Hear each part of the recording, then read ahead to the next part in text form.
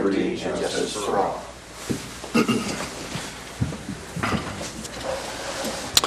Thank you. Ladies, if somebody could do a roll call for me. Denny Dotson. Here. Nick Morano. Here. Joel Gunn. Jack McGuffey. Here. Stan Jones. Here. You have a quorum.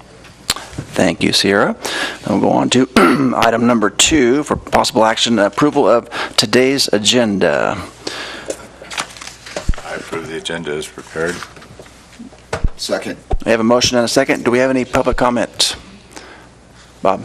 Yeah, on the note on the agenda, on one of the backups on the Greater Nevada Business Solutions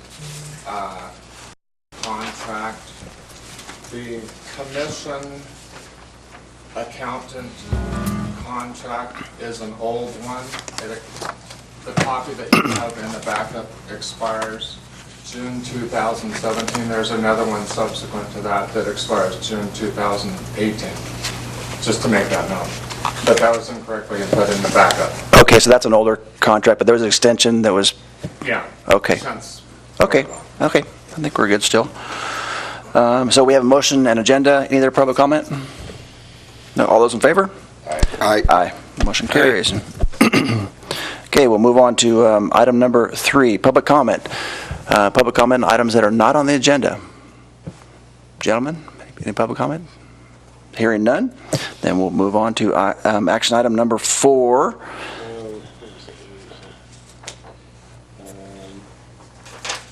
You good, Jack? Okay. Yep. Okay. This time I believe we do have two sets of minutes, and we have them both here today, so we can probably do individual. I think might be best to do a motion on both of them. If we go through and see if we can get a motion to approve the minutes for October 26th, 2017. I'll make a motion to approve the minutes for for October 26, 2017. I'll second. We have a motion and a second. Do we have any public comment?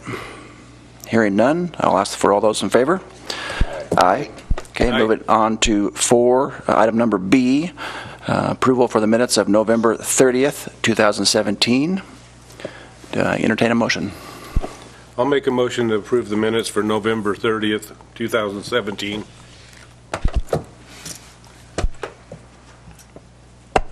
Second. Hearing a motion and a second, any public comment? Hearing none, I'll ask for all those in favor. Aye. Aye. Motion carries. Okay. And just one side note before we get going, I meant to mention this at the start. Sierra is working on the minutes off of the recording. We're not doing our own recording, so we want to make sure that everybody pushes the button when we're speaking, that she can pick that up. Okay? And then if we do come to the podium, the public state their name. Okay? Okay. Thank you. Moving on to agenda item number 5. Again, this is just an update, and anybody can chime in here, but I'll look to Candy and Bob to give us a little update on Polar Express. Okay. Last weekend was it was perfect. There weren't really any problems. We were sold out all 4 nights. We are sold out again the next 4 nights and the next 4 nights after that. So we're doing really well. It seems like it's just a very efficient process. We're getting the hot chocolate out on time. We've had lots of great compliments on the performance and the depot and the staff and the North Pole, and so weather has been nothing but cooperative, and that's huge when we have such nice weather. It really makes it easy to get through. Absolutely. Yeah, so it's cold, but you can live through that. So, Right. yeah, it's good. The only concern that I have is for those 4 days after Christmas, and that is still lagging. Rail Events had assured us that it would sell, and it's just not to the level that we had hoped. And we've just introduced a 25% off campaign for those last 4 days, and hopefully that will fill some of those seats. But my concern still is I haven't looked at the count in the last couple days, but is running trains with only 30 people on them just seems. I mean, I hope we don't have to do that. So that is a concern. And Denny, you had asked me if Tom would make any changes in the cost for it. I don't think he will. I think it's the same whether he brings one car or 4 cars. But we'd have to double check with him. Right. Yeah. I guess in either case, it would look a little better, maybe save on some labor costs if we didn't have the additional characters out there for, empty cars, if we Right. can consolidate a little bit. Yeah. So just a thought. I didn't know what we've done in the I past. don't know because I'd have to check with Carla Wilson and Okay. see what agreement she's made with her cast. Mhm. Because that's the other thing. They maybe already are depending on one thing, and then if we say, Right. well, Right. No, so, we yeah. want to do what's right. But if there's an opportunity to save a little bit on the expense side, if the car's not full, then kind of it's worth talking about to Tom and to Right. the crew. to Carla, yeah. I got a comment. Yes, I saw the 25% discount, and I guess I was hoping for a little more generous discount. And I think maybe we should maybe seriously consider doing some family or group rates, a flat fee or something. Do anything to fill the train. I mean, we don't make any money if this thing is empty, so or half full. So maybe we can do something like that. Promote a family or a group rate for maybe like the Girl Scouts or veterans or something like that. I don't know. It's like there's ways to fill that train, I'm sure. Go ahead. Yeah, Bob. Yeah, in the past, historically, Rail Events has been really spot on with their estimates, so I think it might be a little too early to panic. I really do think those will probably go. That's they have many franchises across the U.S., and they're pretty spot on with their estimates, so. Okay. Stan, you had a comment? I think one thing we have to consider, what's our break even? I mean, what do we have to charge to break even on this? Do we charge 50% or 60 or whatever? I think that's one of the determining factors. Yeah, we started out a couple weeks ago when we saw that it wasn't selling with just a little extra push, a couple of sponsored ads, some things on email blast. After they noticed this last week, it's still not moving, we went to the 25%. So I don't think there's anything wrong with kind of sitting back, evaluating it for another week, Yeah. and then make the decision to go deeper, or throw a group price out, get a nonprofit and say, hey, we want to do something for Christmas for you guys. Come on for a ride for free, or at a super reduced rate, just to get somebody on it. So, but I think we ought to just watch it. Well, hopefully, you get a little bump in Yeah. merchandise sales and stuff like that. Sure. No, we'll take a look at it. I think we'll stay close with Kelly and Candy, and I'll communicate back to the board. This was kind of a last minute thing we just did, so I'll make sure that the board's aware of ticket sales and where we'll go from there. Okay, any other additional comment on Polar Express? Hearing none, we'll move on to action item number 6. I don't see Tom here today, so we can just skip that item and go on to action item number 7, unless there's any comments on item 6 from the public. Hearing none, we'll move on to item number 7. That's the train agreement. Again, Tom's not here. That's a service agreement, but I think we still should talk about it. It is due to expire this week, this end of the year, and I think it's, in my opinion, a little tough to really go into a long-term contract not knowing what type of money we have, and do a business assessment, how many days we're going to run, what type of themed trains and special event trains or what have you we're going to do. So it's almost like we really need to do a business assessment in January, and then sit down with Tom and kind of tailor a contract that works with him and with us. I'll open this up for discussion. So, yeah, I think the only thing, reviewing the current agreement, has there, either by the chair or any other member, have we opened up that conversation with Tom yet? I'd be curious if there are any key points. I mean, we don't need to discuss it in the public meeting, but There are, we've yeah. started that conversation. Nick, I did have a little chat with Tom, and, you know, his big concern, obviously, there's not a lot of trains or any activity over the next couple of months. He would like to tighten down some of the language in regards to his trademark. Okay. There's some questions with the website, multiple websites, some of the marketing things, questions that I had in regards to us marketing his short line. I kind of wanted to walk through those a little bit and understand that process a little bit more. The other thing I like to talk to Tom about, and again, I wish he was here, but is once we get the 18 done, you know, what does that mean for us? Is that a savings? Can that, we're operating our own engine versus renting one from him, if you will, or leasing one from him. So in the past, I guess there really hasn't been a lot of savings. I kind of just would like to know that, understand how that works. Yeah. I think, if I'm not mistaken, the 18 might be able to pull more cars than than Tom's. So that in a sense could mean more revenue on the back end.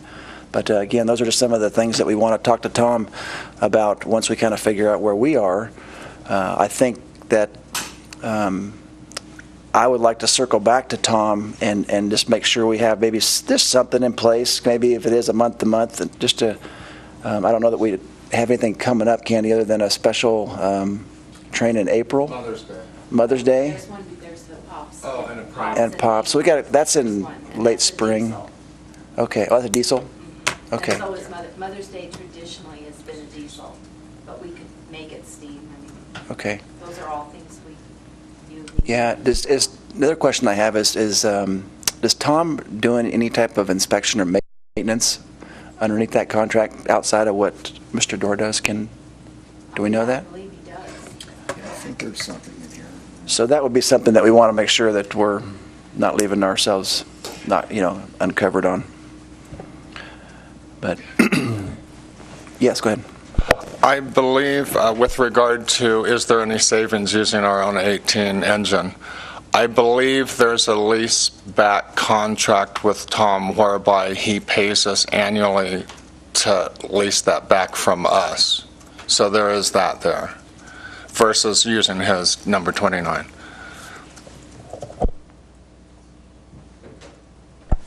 Any additional comment on this? Any comment from the public? I think going forward, I think I'll just maybe take it on myself to go have a conversation with Tom, make sure that he's happy with the interim. Yeah, I'd like to go with you on that. Okay, yeah, that'd be great. We can go chat with him a little bit and just make sure he's happy, he's comfortable with a transition period, and then we can look to make a longer contract once we kind of understand where our business model is. I think it's a good idea. I mean, I would fully support that whether it's the chair or the chair and Jack. I think it's a good idea. I mean, I think it's a good idea that he knows what our intent is, and we kind of keep that communication open with him. Okay, good. Then we'll move on from there. I'll just take it. There's no need for action on that. I have nothing to approve. So we'll move on to item number 8. Again, we don't see Mr. Dorr here today, but as far as I know, everything is good. Any comments or questions on maintenance? Hearing none, we'll move on to action item number 9. This is the possible action review of our marketing contracts. We have them listed here, A through D, and the first 2, I believe, are Candy Duncan's. So with that, we can open it up to discussing these. Candy has 2 contracts, and maybe, Candy, you can just give us a quick overview on your 2 contracts, just general. Sure. I have one contract that is with our line of work, which is my company that I formed. And it is the contract which describes my duties as a marketing coordinator. It's called the Marketing Promotions Customer Service Ticketing Agreement, and it's $45,000 a year. And in that contract, I have I answer the phone, the train phone. I do customer service. I sell the tickets. I coordinate the marketing campaigns. I help develop them. I consult with our marketing and public relations firms on different promotions and programs, They, in turn, help me as we decide what kind of special trains we can do to increase ridership. We do customer surveys of people that have ridden the train to ask them what they liked and what they didn't like. The ticketing service, the ticketing service is through a company called Activity Tickets that Smith & Jones owns, and that is a database of over 30,000 names of all the people that have bought tickets, and so we use that extensively in designing and planning special events and ad campaigns. I also have in that contract been the coordinator for all the marketing for Polar Express and the liaison with rail events for Polar Express to some extent. And Is that our line? yes. And so those are the basic things. I really have just done whatever needed to be done under that contract. Then the second one, and I've had that one since 2013. And then the second one, the project coordinator contract, that one I was given after Kevin Ray passed away, and it was to fill in the duties, just very basic duties. That one is just $1,000 a month. And it was just very basic admin duties that went along with the commission, setting up meetings, finding someone to record the minutes, making the packets, all that kind of thing was under that contract.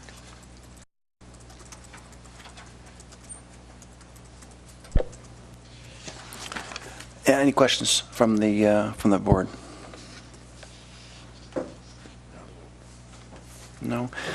First of all, Candy, I like to say, when you think of the 7 years of the VNT and you think of it, a face that goes along with that, I kind of think of you. I mean, you've done a great job over the 7 years as far as, all the changes, all the different commissioners, all the different boards and the public scrutiny and all that kind of stuff. And you've done a good job. I think that's, it needs to be on record, and I appreciate it. As we go into our new, end of January here, kind of trying to understand where we are, having to do a business assessment and really realize what we have to play with. Obviously, Candy's contracts do expire, but I would mind discussing or kind of entertaining the thought of keeping Candy on underneath our line of work capacity in a limited role for the next couple of months, just to have continue that face of the organization, to have someone to finish up some of our marketing things, our grants.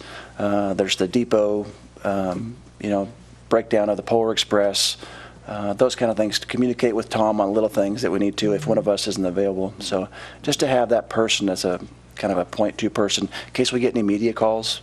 Again, and a board or person is not available, so I don't know. I'd just kind of throw that out there as a possibility. Go ahead. Well, are we voting on keeping this, or rescinding this today, or what are we doing? Well, yeah, I mean, that's the discussion. Yeah, I think it's a discussion just to not necessarily, this one's expired. Right. So I I guess my thought would be, if the board would entertain that, is maybe Candy and I get back together, come up with a reduced amount just for the interim until we figure out where we are. We have the executive director position on the agenda we have talked about today, and just to have someone there. So I have a question for Candy. Is the Polar Express, do you run that basically through your R-Line company? Yes. Okay. You do very well, too. Thank you. Thank you. So I think, to answer or potentially segue on Stan's comment, I think perhaps what we should discuss here at the commission level is authorizing the chair to negotiate with Candy and R-Line to develop either a short-term or maybe even another longer-term contract to maintain that continuous contact and coverage and kind of keep the keep the organization going. We're going to discuss here later the potential director position. But I think if the commission wants to look at it that way, that we're going to ask the chair. I don't know if the existing contract, whether we're just going to extend it, the project coordinator one, not the marketing one, whether we're just going to extend that or whether you're going to work out a different scope with her. But I think unless you know exactly what you want, maybe we're just going to authorize the chair to enter into that negotiation with her, if that sounds reasonable to everyone here. Well, My understanding is, from talking with Jenny, is you would prefer not a full-time position, but stay with the part-time setup? Yes, I think that when I sat down and looked at the different aspects of what I've done, what I've been doing, and what I'd like to see in the future, my preference would be to continue to do Polar Express and special event trains like the melodramas, the wine trains, the special trains like that. And I can still continue to do some admin work, which would be answering the phone still, working with the ticketing system, customer service, those kinds of things. I really enjoy that and can do that on a part-time basis, I think. And so that is what I would like to continue doing. And I also enjoy helping with the marketing too, coordinating that. So it's been the contract I've had, both those contracts are 9 months of the year. I work in some form 7 days a week for the train. So that's, I don't know if that's part-time or full-time. But I don't work every minute of every day, but I've always got the phone to answer, that kind of thing, except for January, February, and March. And even then, I still have things to do. And that schedule is fine with me. So I don't mind continuing that. Well, You would do this under the R line? Correct. Okay. 'Cause Well- I could see where we could probably, I'm not saying eliminate you as a project coordinator, because if you're doing all that under the R line thing. Right. So Right. I'd like to cut that contract out, the project coordinator, for if like, you know, if you feel okay about that. I do. I agree with that. well, how much work do you have to recap after Polar and all that? Does that carry into January and February? It does a little bit, Stan. I have still like residual phone calls and people having whatever issues they need to solve and that kind of thing. And then it's not much after Polar is over. And then it's just the marketing and getting everything ready for the start of the new season, determining Right. what the schedule will be in fairs and all that kind of thing. Well, I think for continuity purposes, we have to keep her on. I really do. And I'm like Nick, I want to talk about the new director, so I would kind of like to hold that in abeyance until we get to there, because I have some definite thoughts on both jobs. So how about if we did this? Because in order to keep Candy, we're going to need to keep some type of a contractual relationship. And whether, Jack, whether we want to keep the project coordinator contract long-term or not is a good discussion point. But perhaps we just extend that if Candy would be amenable to it. We extend it for a 30-day period or whatever. That way she is still she still has a contractual relationship with us and still gets paid, and those post-Polar duties that you have to perform, you're still able to perform. That would give the chair time to discuss exactly what that longer-term relationship would be. It would give other commission members an opportunity, because, I mean, I guess the other side of the coin, so to speak, might be if we are going to go down the route of recruiting a director, let the director have input into that as well. So maybe some type of an extension of this contract, if Candy would be amenable to that, would be the vehicle that we would keep this going? I would propose we keep the R-line contract. So the marketing one, they're both with our line. I mean, that's her Well, firm. you got A and B here. Okay, so So I'm the saying marketing, keep the B, keep B. oh, keep B, that would be the Yeah. project coordinator. Right. I think, For the right? time being. Oh, I have it backwards. Okay, my apologies. So keep the marketing one and drop the project coordinator Okay. one. That Yeah. would be, I would. So be we'll very extend it. agreeable So we could to that. extend What would be it. the pleasure of the commission? How long do you want to extend this? Now, my question is the R line considered a full-time? I think it probably, So I guess Yeah. where I'm leading to, Candy, is, yeah. okay, we're trying to, we need to start looking at streamlining our funding in here. Absolutely. So is the 45K, is that going to be negotiable? Yes.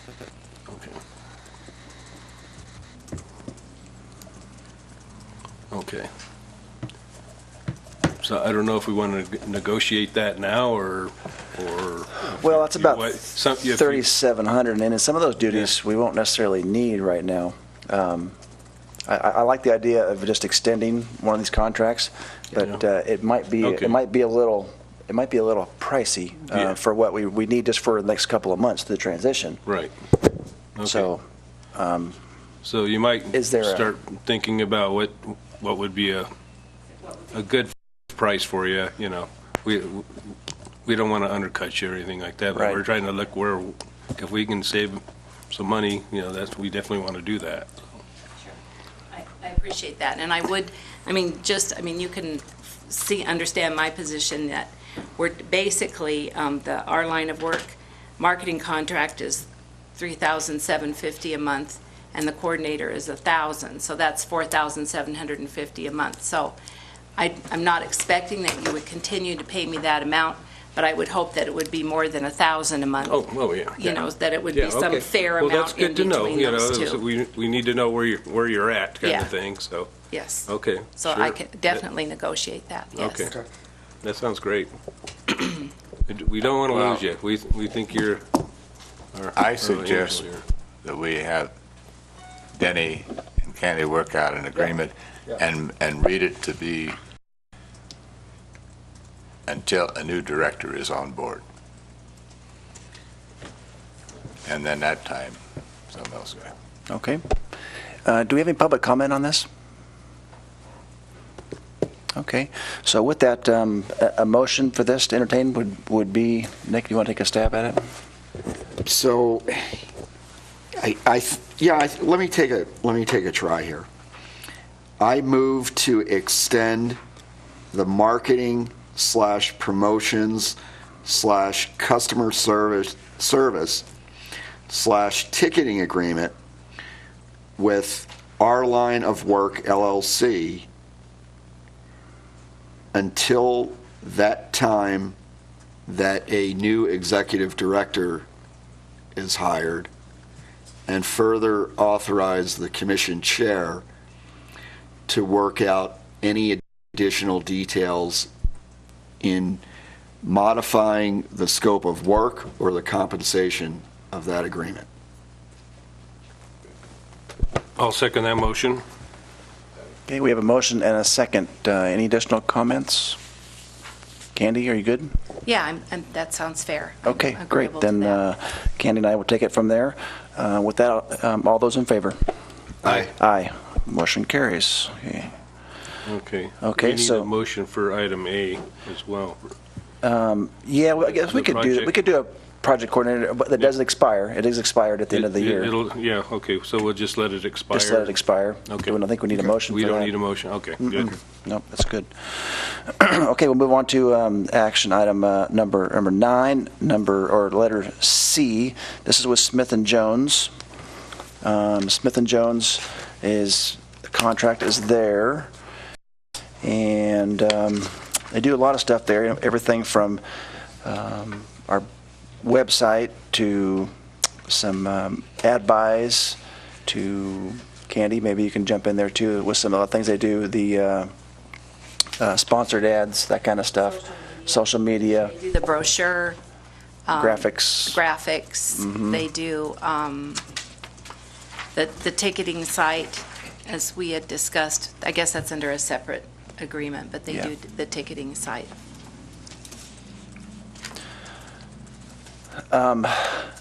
With this one here, I think it's, And the website, which is a big one. yeah, the website is too. In previous discussions, when we were looking at the scope of the board here and where we could potentially save some money, Joel and I had some conversation in regards to what the visitor bureaus could absorb. There was some discussion thinking that, oh yeah, we could save a lot of money. Well, you can save a little bit, but there's hard costs that we're not going to be able to save on. But then again, also looking at the start of January here, other than some long lead type of PR things down with maybe the item D there, there's a little bit of the ticket cleanup kind of a thing with the Polar Express. I don't see a big need for some of these services until we really get into our business assessment and understand where we are. I think that the two visitor bureaus could get by for a month or two until we could see where we are, get our executive director, who I would like to have play a role in potentially looking at an RFP type of position or RFT situation, RFP, excuse me, and really see what's out there. See what the visitor bureaus could do, see what they can't, and then from there put it out to the public and see what we get. So I think there's no real reason to vote on this. I think it does expire at the end of the year, but I'd also, and it may be a case where I could reach back out to them if we need to over the next month or two and just pay them hourly for their services to finish up a few things. But open that up for comments. Yeah, I'd like to hear from Candy on that. Well, I have a couple of questions. I understand what you're saying about letting the contracts expire and wanting to have your future executive director's input. One of my questions would be, when you talk about continuity, that is a very important thing that you get from Smith & Jones, especially, and Weidinger, is the continuity, because they have marketed this project since day one and know intimately what works for us and what doesn't. So I think that that's important, and I would hope that when you do go out to an RFP, that you would allow them to submit at that time, because I think their experience is invaluable, and would like to see I'd like to at least see them have a chance. But certainly I totally appreciate if you're going to spend the money on an executive director, you have to see what that person, what she would like. Right, right. No, So Denny, do you have a number, the price that we pay on that contract? yeah, Smith & Jones is right now, the contract itself is about $85,000. Yeah, that's what I recall. But Jack, that includes hard costs, and I don't have a real clear breakdown on what that is versus their time. I think Kelly's working on getting that to me. I think hard costs on that contract, what you actually pay her, about 25%, I think. But we have to let her. Yeah, I haven't seen that exact number. For some reason, not a breakdown. The other thing, and I'm just throwing this out there that we have to kind of look at, you mentioned additional contract. I wasn't aware of an additional contract with them for the activity tickets. That's another $7,000 to $8,000 a year, which I don't have a contract on that. I believe it expires. $7,000? Yeah. Okay. And I also understand that Smith & Jones and Kelly owns that activity tickets site. So they're charging to do that, plus there's fees on the back end. With any ticket engine that you use, there's fees, whether you use Ticketmaster or... They don't, they don't, on the fees, they are not used to pay Smith & Jones. Well, There are merchant account fees. There's a lot of Merchant account, there's that merchant kind of account thing. fees, and there's a lot of different fees that we have to sit and look at. Right. Whatever platform you use, there's pros and cons. Some of it you can integrate with your marketing, some of it you can't. Some of it you can do, sponsored ads with Facebook and kind of tie it all together with your website. You guys have done some good work with that recently. I know they upgraded that so it was the platforms can show up on your phone. They configure to your phone or your iPad when versus the website where it gets kind of distorted. So they've upgraded it a little bit, but we just need to look at all those costs and make a decision going forward once we see where we are. So I think we'll just let that sit into the year, and then again, I can work with Candy on if we need something done. We'll figure out if they can do it for us by the hour, or if one of the visitor bureaus can handle it. Yeah. Okay. And then moving on to action item number 9, number D. I think Phil's been doing a great job with it with the PR. Again, it's just kind of one of those things at the end of the year. Their contract expires. Phil did submit a little recap of what they've been working on for this year and some of the results. Again, nothing there that's alarming. I think it's pretty standard. They're doing a good job, but it's one of those things we have to look at, just like the marketing side with Smith & Jones. Just let's see if we can handle some stuff in-house and/or look at a potential for an RFP. Their cost, that was about $1,400. $14,250. That was last year. I haven't looked at, I don't know if they've submitted an additional proposal. Yeah, and that's pretty standard. That doesn't seem, for just PR. Well, they do a little bit of, they do some social media too. Quite a bit of social media. Yeah. So it might even be a little on the lean side. It's not a bad price. I mean, that's not, we have to just look at that. So, okay. So I don't think we would need any action on that. We'll just let that go. We'll move on to action item number 10 for possible action. The termination of contracts with Greater Nevada Business Solutions, LLC, effective at the end of the 60-day notice required by the following contracts. Bob has 3 contracts with the V&T. 1A, to do the Carson Eastgate Depot operations and management staffing agreement. B, the V&T Enterprise Fund operations accounting agreement. And then C, the V&T Railway accounting agreement. So maybe we'll just go through each one and talk about them individually. And we'll start with A. Bob, would you like to give us just an overview of that particular contract? Sure, thank you, Chairman. Yeah, on the depot operations management, I believe after Kevin passed, I got this 2 years ago. And this one expires in December 2018, at least that's how it's written. Yeah, if you can pull up that agreement on the first page, it lists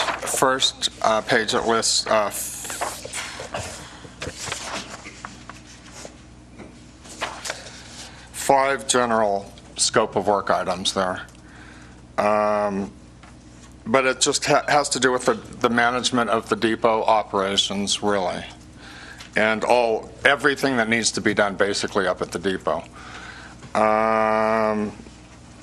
So, and this agreement was for $103,500, and there are some variables in there for special events as well that were built into there. But yeah, it's a lot of work. Basically, we have to be up there at least 3-4 times a week. So it's a lengthy contract. It involves a lot of time and a lot of planning, purchasing supplies for the depot, hiring all the staff, dealing with the merchandise sales, purchasing merchandise for the sales, accounting for the this isn't the accounting, I'm sorry, but we do inventory as well for the merchandise. But yeah, you can see it's a wide scope of items. Yeah. Thank you. Questions from the board?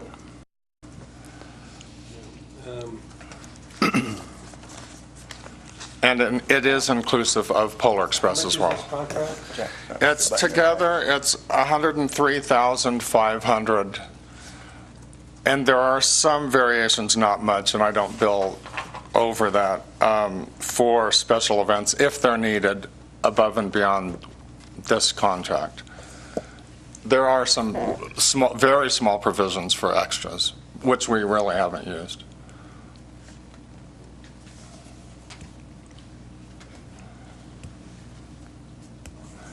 It's a pretty broad contract. I mean, it literally is operating the depot all year round. So we do have someone else who is interested in running the depot. Last time I talked to him. So I don't know if we want to just let this ride until we talk to him, or let him make a bid, or you want to rebid this contract? Or?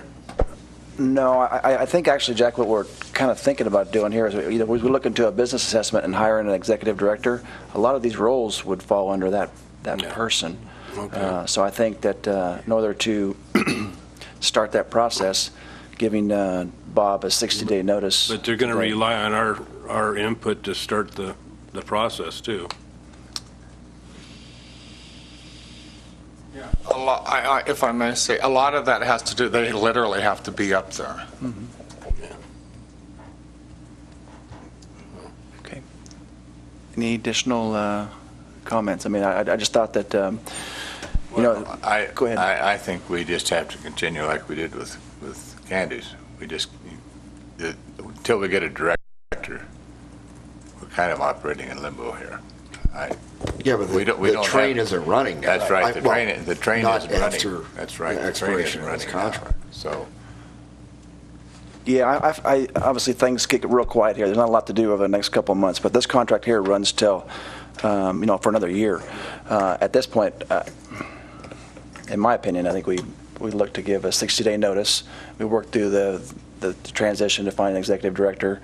We still have Bob on retainer for 2 more months to work through the ins and outs of what we need to do, and in that time we can hopefully fill that role. Okay. So, any additional comment from the public on this item? With that, I'll entertain a motion.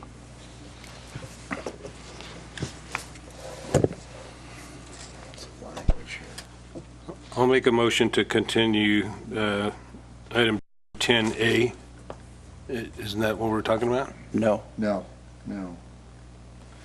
I think what the chair talked about, if you look at page 1 of the contract with Carson Eastgate Depot operations, paragraph 3, so Commission and GNBS agree that this agreement may be renewed, right? And then it'll go on to say, and may be canceled by either party with a 60-day notice. If I understood the chair, what the chair had proposed was to provide that 60-day notice of cancellation. That's correct. That's Okay, correct. so then the motion should read something like,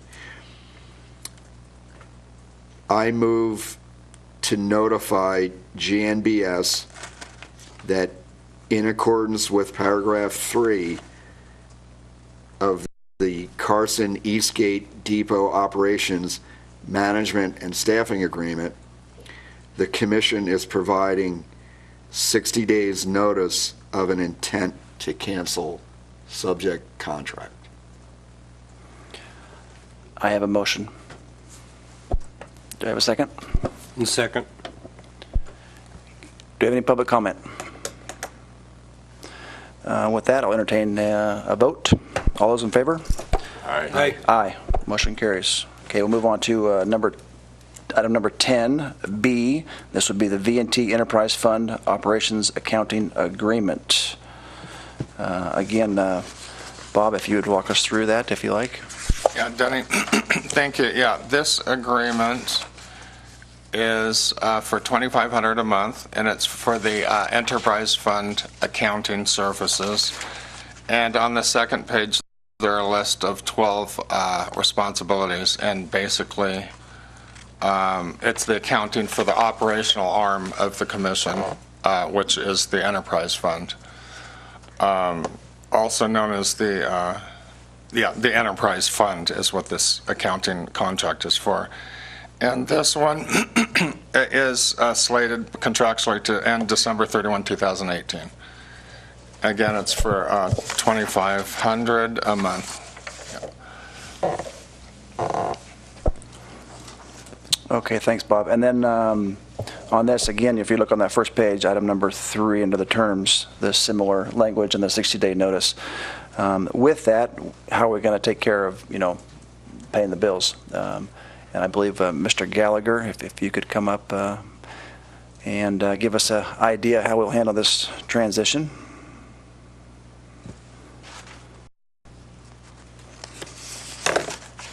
Thank you, Mr. Chairman. Hugh Gallagher, Story County Comptroller. We've got the district attorney doing an interlocal agreement because we're going to bring you within pretty much it's going to be a special revenue fund within the county. My recommendation is we have one fund, not two. You have a commission statements and you have operating statements, and I think the combination of those will give you a fairly clear-cut idea of what's happening operationally and also within the commission as a whole. You're going to get balance sheet, income statements, budgets. We will do the budgets for the commission, be part of all of that, and present the financial statements as the commission needs. And so, in addition to that, we're willing to, write the procedures for the cash receipts and also for vouchers. The voucher process will be similar to what we use in Story County, whereas the department head or a commissioner at some point in time for any of those will sign off on the vouchers, and we pay every 2 weeks. And so we'll have those bills that are there that are appropriate. They're signed off, and they're also signed off by me, and they're also signed off by the clerk treasurer and audited before their entrance. So I think in the internal control part of it, I think will be very fine. Will be good. The banking structure, I will have some recommendations on the banking structure. I don't think B of A was. I'd like to move it from B of A to Wells Fargo, if with the board's approval. Just we use Wells Fargo with all of our stuff, and it may be appropriate a move at some point in time. And I'm also going to request that if this item is approved, that Steele and Associates, I know they're right now doing the financials for the fiscal year ended June 30th, 2017. My recommendation to the board is to have another 6-month audit for Steele and Associates ending December 31st, 2017, so we can get some clean balances for the beginning.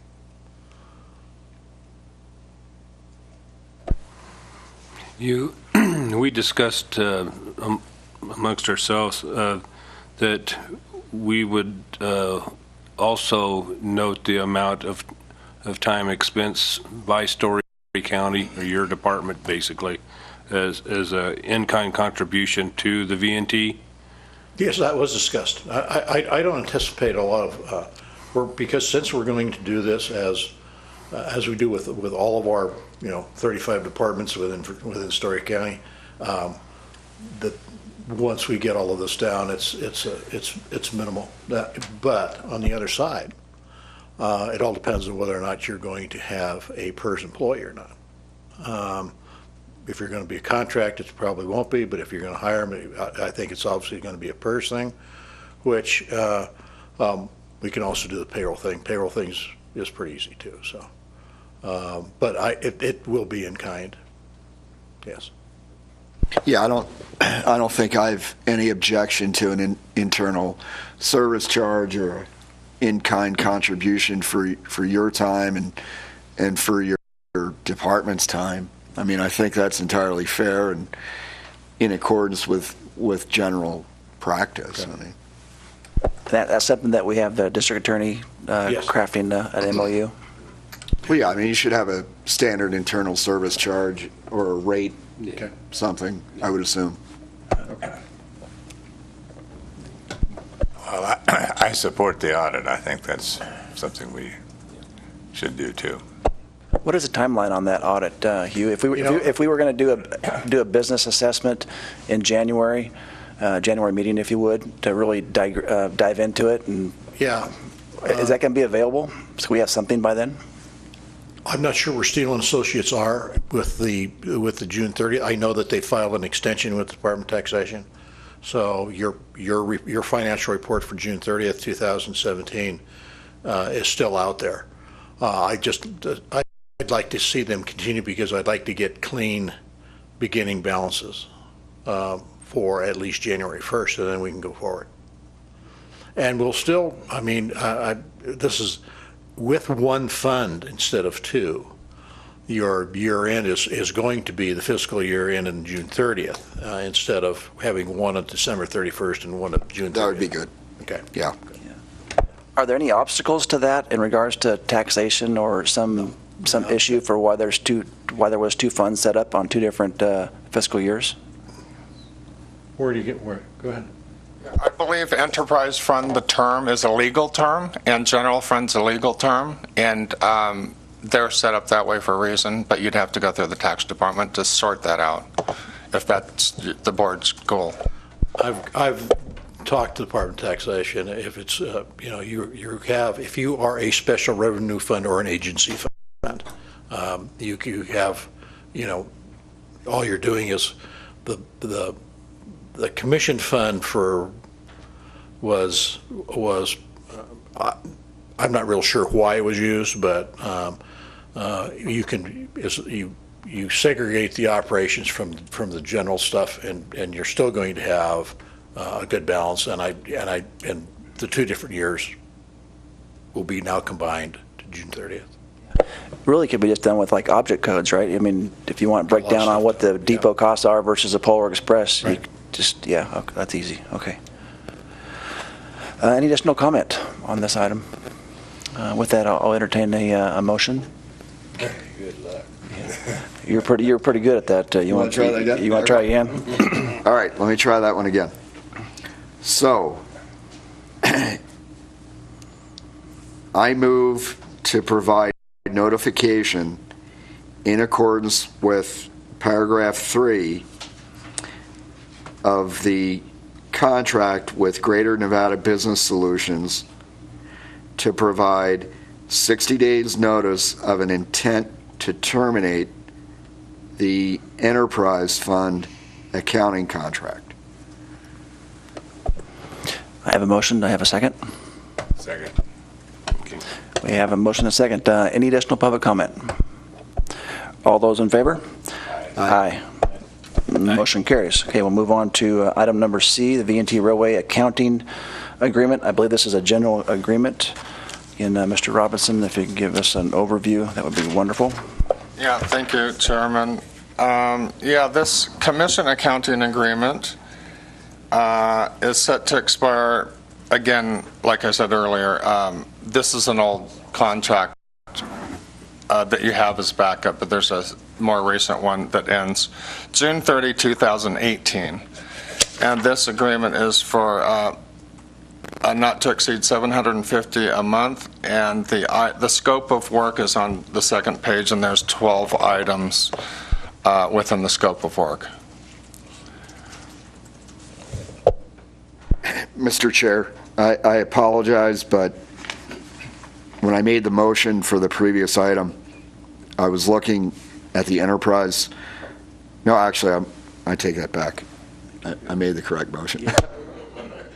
Yeah, I see what you're looking at. This particular agreement on number 3 is a 30-day notice, but I think we're keeping everything consistent. It's all consistent with a 60-day notice, and with the ending date on this effective June 30th, 2018, not 17. There was a continuation earlier this year of this contract, but with that, I believe the same accounting procedures, Mr. Gallagher, for this particular fund will be the same as what you spoke to at the last? Yes, Mr. Chair. Okay. Any additional comments on this one? I think we're looking to really have Story County Comptroller handle this accounting on this, just the same as the enterprise fund.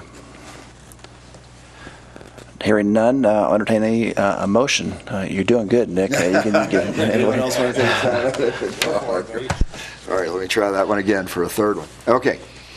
So I move to provide notification in accordance with paragraph 3 of the contract for the accounting agreement with Greater Nevada Business Solutions to provide 60-day notification of an intent to terminate subject contract.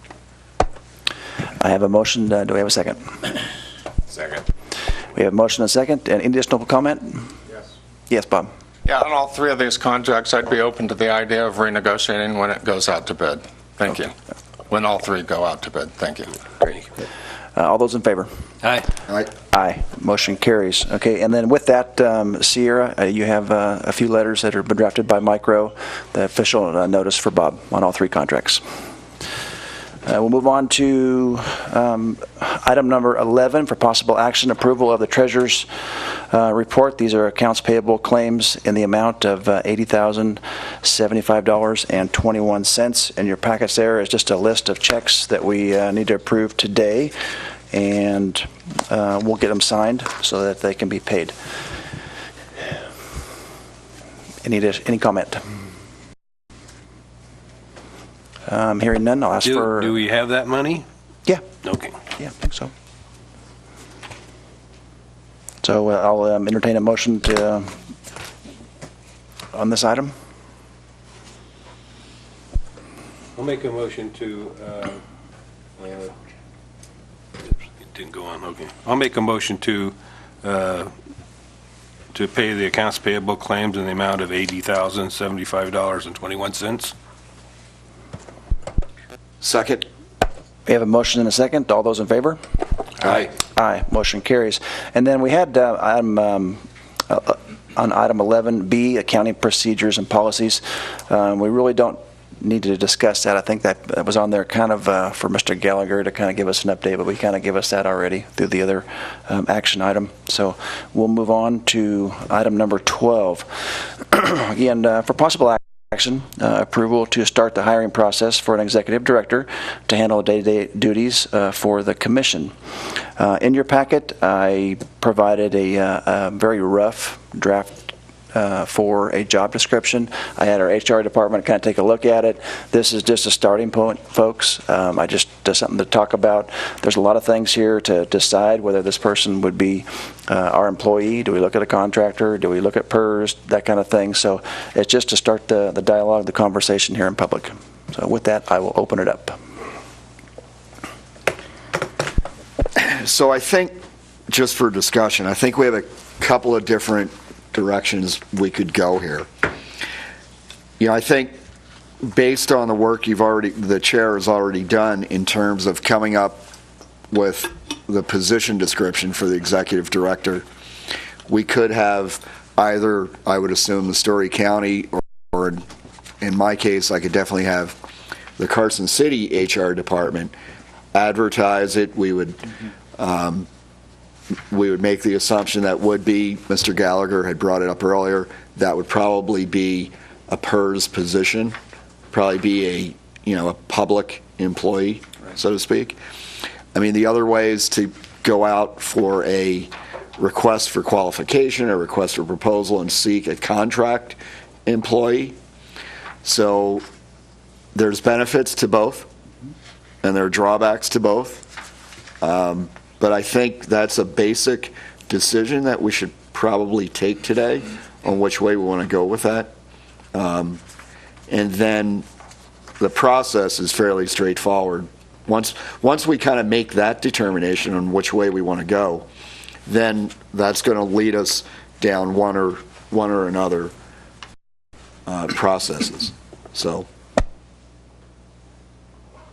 Well, What is your recommendation, Nick? You've got more experience, contract versus PERS. Well, I think for a position like this, my gut feeling would be to advertise as a contract position. But I'm open, I mean, that's, And I'm going to look to the board. I might even ask Mr. Gallagher, who's, in Story County, I know we have both. We have executive directors, department heads, and we have contracted firms that are working for the county in that same role. So whether there's a cost savings, whether there's a functionality, control, I think comes to mind. Do we have that control to say, hey, you need to do this or you need to do that? What do we lose? What do we gain? Mr. Gallagher, can you comment on this for us? Yeah, thank you, Mr. Chairman. Yeah. You're welcome. Contractual obligations, I mean, are, there are some similar. I mean, obviously, the county manager for Douglas County is under a contract, but most of those, all of our operational people are PERS compensated. They're employees of the county, and they have to go by the same procedures and things that everybody else does. Contractually, there really isn't a big item other than the PERS thing and all of the HR responsibilities that go along with that. It all depends on how big you anticipate your staff being, if you're going to have staff at some point in time. I think Nick's recommendation, I think, is at this point in time, I think it's pretty prudent, because you can get yourself a pretty good qualified person, and at least somewhere down the road, if you think you need to bring that in-house a little bit further, then you certainly have the opportunity to do that. Jack, you had a comment? My question is, how will we pay for this? I mean, is Carson and Story County going to share that, or for this person? Well, ultimately, we need to sit down first and look at what we have, an audit. But I think with the restructure of contracts, the termination of some contracts that we just talked about, I think we're in a ballpark potentially with what we need to compensate a qualified candidate. Okay. The other thing I forgot to mention is that we're going to, we need to redo the MOU that we've got. It doesn't have to be as restrictive as it is. I mean, I want the revenue that's coming into the Special Revenue Fund to come in on the V&T Commission portion, so you know what you've got. And so, right now you've got about 451,000 sitting out there, so it's, all of that, we'll decide when we move all of that stuff over there. Therefore, it won't be into another. We've got it into an in and out account that we've got with state governments now as it is. But all of that stuff will be moved, and then it all becomes operational that day. I don't think that there needs to be some sort of a letter or anything underlying with in the original MOU that said that we need the money for this month. I think that we've, since both agencies and both Story County and Carson City have got a lot of skin in this game, that we don't. I'm going to recommend we don't do it. I recommend that the old MOU be unseated. It will be replaced by an interlocal agreement, and I think we'll be fine after that. So in further discussion here, is it kind of seems like maybe a contracted position might be best for us the way we sit right now. It might open the door for a larger business that manages to come in a little easier than it would be to pay an individual with PERS and health care and all that kind of stuff. So I don't know. Yeah, that'll add up. Mm-hmm. So is that the pleasure of the board to kind of head that direction Well, then? we can still look at both, I guess.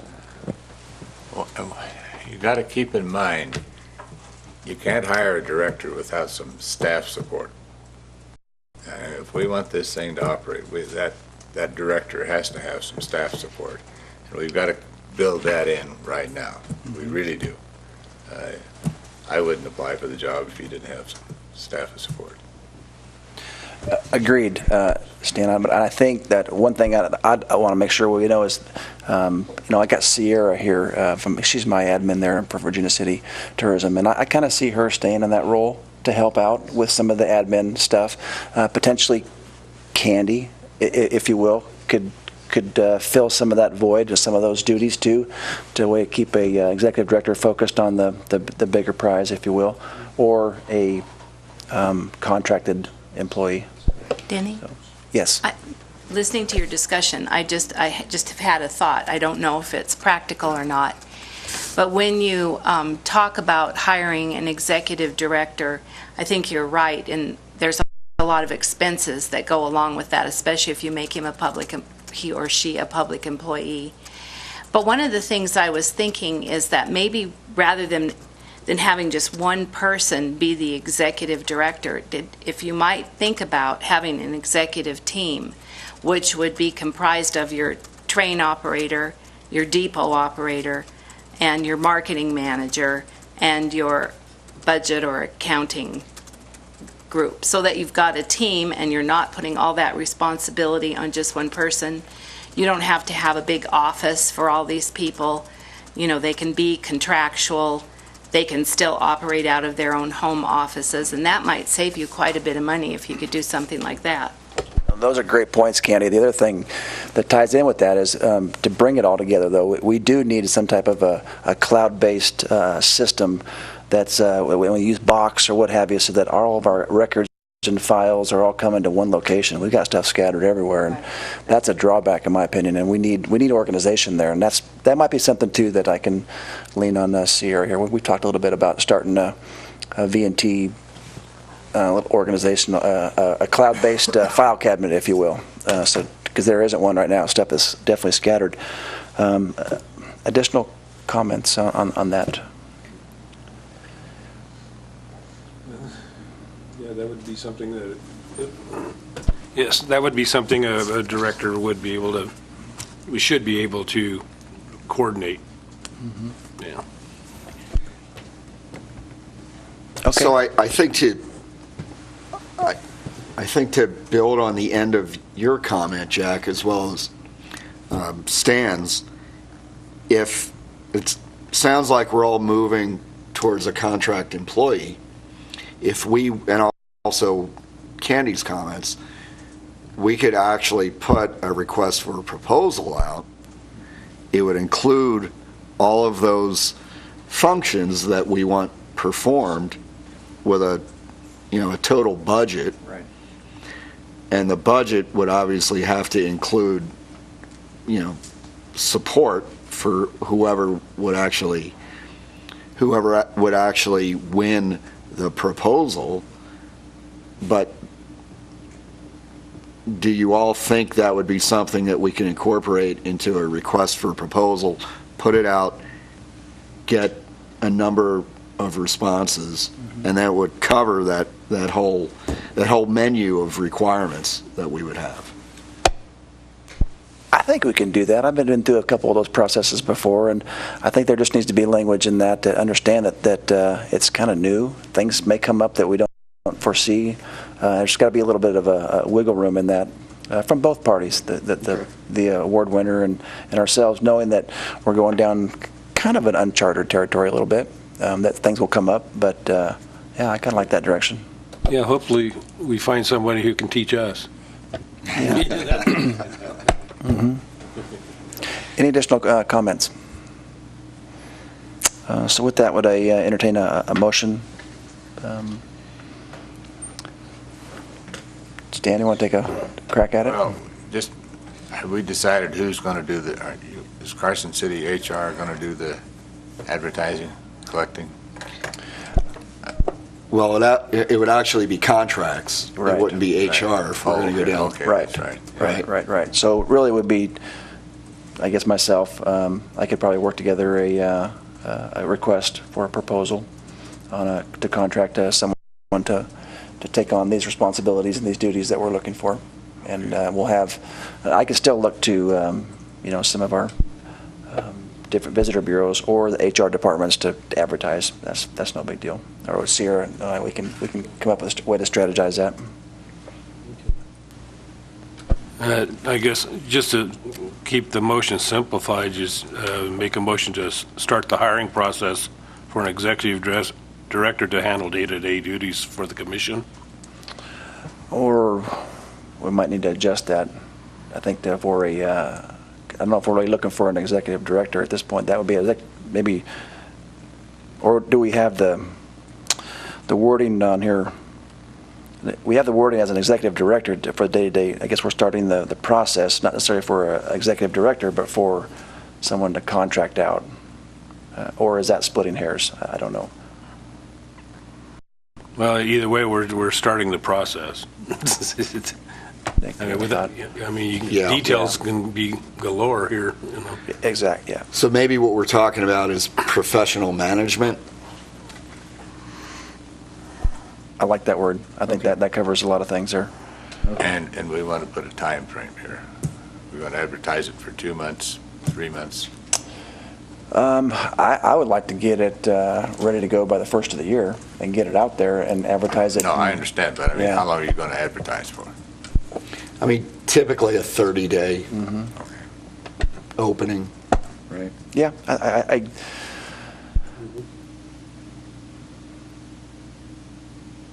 So, are you looking for another? Yeah. I already You got it. Yeah. Nick's way over. Okay.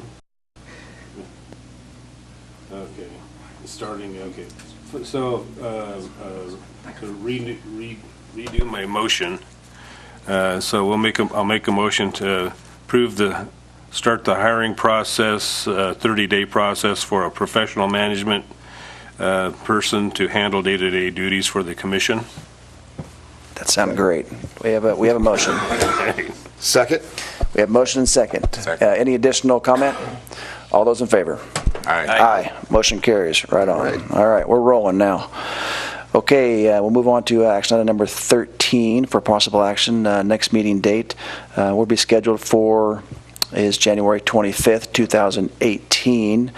And then as far as agenda items, I'm going to lean on Mr. Gallagher again back there to give us some numbers so we can start looking at some type of a business assessment and or look at building a budget for next fiscal year.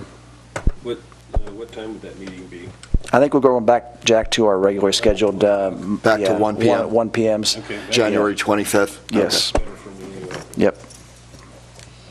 And with that, I don't see too many conflicts looking at the calendar year for 2018 in regards to the last Thursday, with the exception of December from a year from now. We'll have to address that one when we get to it, but it's not a great time of year to meet. Anyway, there's no need to have any motion on that. We'll move on to item number 14. Any additional commissioner comments today? Stan, anything? No? Jack? Well, I understand this is kind of a hard pill for some of our the people that have been working on the VNT for a long time, and it's like this all started out as good intentions to help this control the spending and dedicate money towards keeping the train running versus wait until it breaks down or wait till it needs its 15-year tune-up, that kind of thing. So hopefully we'll get the money kind of controlled and see where we're really at and where we need to improve or cut back even more. But I think this was a very good meeting to move forward with our new team. Thank you. Mm-hmm. And Merry Christmas to everyone. Thanks. Yeah. And God bless everyone. Great. Nick, anything today? No? Okay, and I'll just... wait, is this Commissioner comment? Yeah. I have one more. We had the VNT bill, AB 57, that was signed by the governor, And so the governor also had our picture taken, and he supplied everyone with an autographed picture of that signing. Oh, well. So I just got the pictures. I know you can't see from down there, but this is the picture of the governor signing with us. Okay, and so everyone got an autographed picture. Joel, you gonna see Joel? Yeah, I can keep it. Okay. Or Chris is right here. Oh, hi, Chris. Denny and Nick, one for you. Thank you. Okay, and I have one for Mary Walker too. Mary Walker was our lobbyist. She's the one that held our hand through the process and showed us how our legislature worked. It was a pretty interesting lesson. So, thank you. Thanks, Jack. And I'll just echo Jack's comments. Merry Christmas, everyone. Enjoy your family time. Candy, we'll be praying for you and your pops. Hope that that thing works out well for you there. And we'll move on to item number 15, our last section for public comment. Do we have any public comment today? Hearing none, we are adjourned. Drive safe, everybody. Thank you.